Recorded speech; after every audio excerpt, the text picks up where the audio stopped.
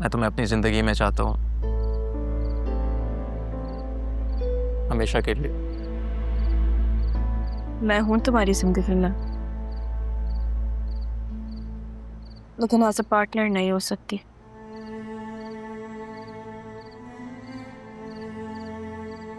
मेरी जिंदगी में अभी बहुत मुश्किल वक्त गुजरा है। मैंने बहुत कुछ पाया, बहुत कुछ खोया, और उसमें तुम्हारी बेलौस दोस्ती भी थी। तुमने मेरा तब साथ दिया जब सब जो मेरे अपने थे, मुझसे मोहब्बत करते थे, मेरे खिलाफ खड़े थे। तुम्हारी दोस्ती को नहीं खोना चाहती, इसको किसी रिश्ते में बांधकर मैं ऐसे नहीं खोना चाहती। तो क्या अब हम हमेशा दोस्त रहेंगे?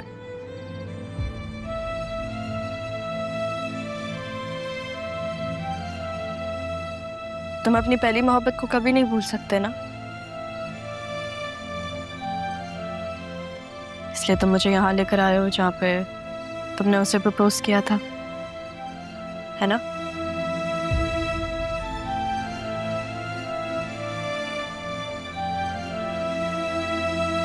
तुम्हें पता है मेरे नाना जान कहते थे कि आपका एक अच्छा दोस्त वो होता है जो कभी ना बदले, बुरे वक्त में आपका साथ दे, ना कि बदल जाए। तुम मेरे वो दोस्त हो। ये दोस्ती मेरे लिए बहुत जरूरी है, मेरे लिए बहुत अहम है।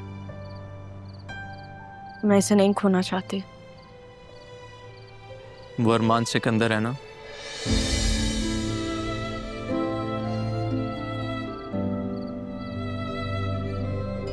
शायद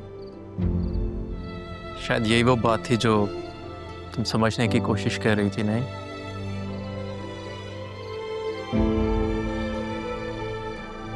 तुम्हें पता है मैंने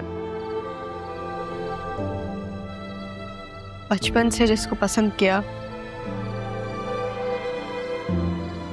वो मेरा मुखालिफ बन के मेरे सामने खड़ा था, पर असल में तो वो मेरा सहारा था।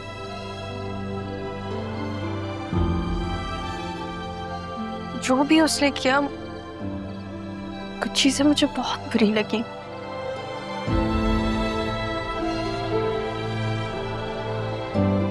लेकिन वो मेरे हक में बेहतर थी। वो सिर्फ नाना जान के एहसानात निभा रहा था,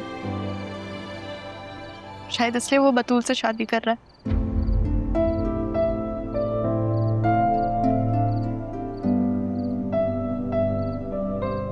लेकिन उसके अलावा किसी और को नहीं सोच सकती। मेरी हमेशा से कोशिश रही कि मैं तुम्हें कहीं खो ना दूं, कि ना जैसा आंसू है कि तुम्हारी तो मोहब्बत ही कोई और है। दोस्ती और मोहब्बत में यही तो फर्क होता है।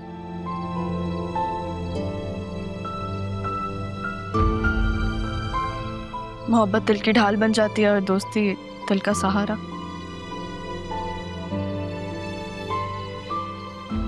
मैं चाहती हूँ कि तुम हमेशा मेरे दोस्त रहो।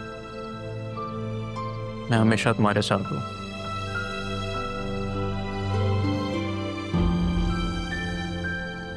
लेकिन एक वादा करो। क्या? कि तुम जब भी अपनी मोहब्बत से मूव ऑन करोगी तो मुझे कंसिडर करोगी। प्रॉमिस? जब वो वक्त आए तो मुझे याद दिला देना।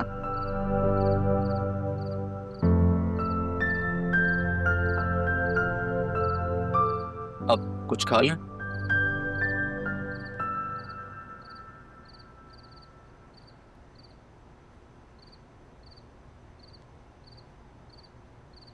क्या हुआ दिल? उसका इंतजार कर रहे हो? राह आ रही है। क्यों? तुमने उसे इजाजत क्यों दी? अस्सलाम वालेकुम। वालेकुम अस्सलाम बेटा। मामी, अपने घर में आने के लिए ना किसी को इजाजत की जरूरत नहीं होती। बिल्कुल। तुम्हारा अपना घर है। चलो मामू, मैं अपना बैग रख के आती हूँ, फिर बात करते हैं। ठीक है बेटा। अब ये कब तक यहाँ रहेगी?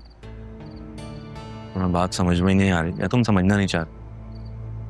तो मैंने क्या किया है फिर इस घर में? इतना अरसा मैंने इस घर की खिदमत की है, सबकी खिदमत की है, और जाते जाते पापा ने इसे भी हिस्सेदार बना दिया। बहन थी वो, मेरी पापा की बेटी थी, जिन्हें तुमने इस घर से निकाल दिया था, और पापा ने अपनी जिंदगी में विल तब्दील कर दी। और ये जो तुम कह रही हो ना कि मैंने ख्याल रखा है इस घर का, तुम्हारा बहुत शुक्रिया। अगर तुम जाना चाहती हो तो पूरा दरवाजा।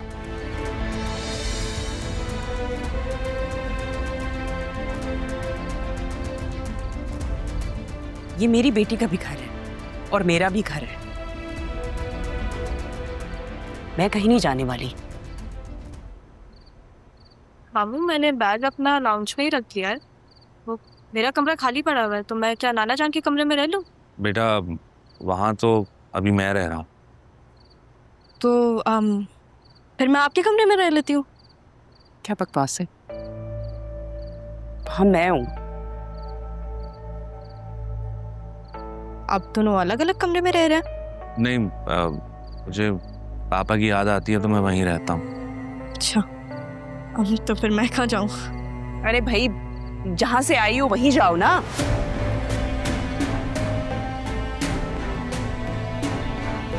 मैं यहीं से ही गई थी मामी,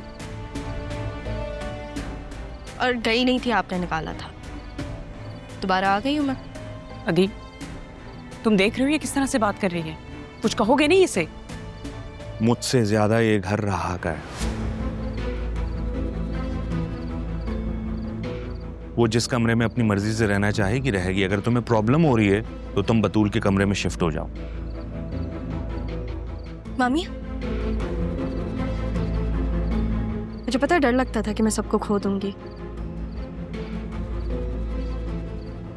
आपने वो डर दूर कर दिया। Thank you.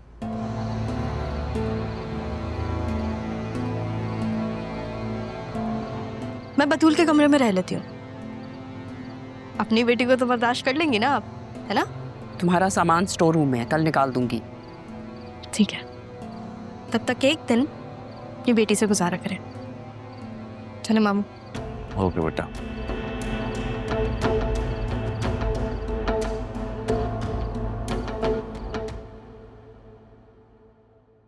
और रहा तुम,